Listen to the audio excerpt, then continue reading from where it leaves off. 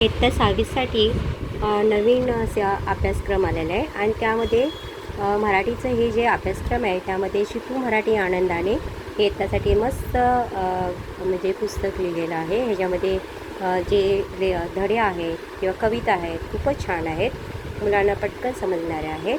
तर आता आपण आज आहे ना ही कविता घेणार आहोत की जिकडे तिकडे पाणीच पाणी।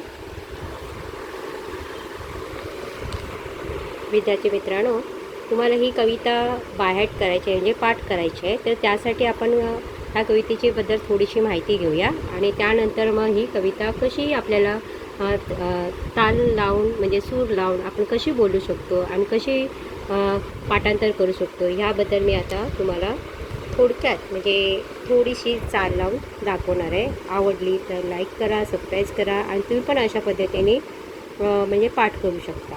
चला, तर ही कविता काय आहे, जिकडे तिकडे पाणीच पाणी। ओके, तर या कवितेमध्ये जे कवी आहेत शंकर वैद्य यांनी खूप निसर्गाबद्दल पूर्ण माहिती दिलेली आहे।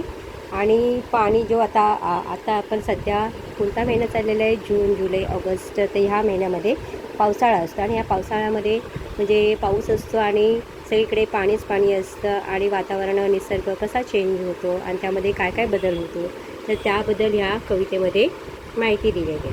चला, आता आपण कवितेला चाल लावूया आणि त्या पद्धतीनेच तुम्ही बायहार्ट करायचे आहे। जिकडे तिकडे पाणीच पाणी, खळखळणारे झरे, झुळझुळणारे गवत पोपटी, लवलवणारे तुरे, नवी लकाकी झाडावरती, सुखात पाने फुले नहाती, पाऊस वारा झेलीत जाती, भिरभिरती पाखरे, जिकडे तिकडे पाणीच पाणी, खळखळणारे झरे, हासत दिसती निळसर डोंगर, उड्या त्यातून घेती निळसर, कडे कपारी रानो राणे, नाद नाचरा भरे, जिकडे तिकडे पाणीच पाणी, खळखळणारे झरे, मध्येच घेता वारा उसळी, जरी ढगाची तुटे साखळी, हिरव्या राणी ऊन बागडे, हरणापरी गोचरे, जिकडे तिकडे पाणीच पाणी, खळखळणारे झरे।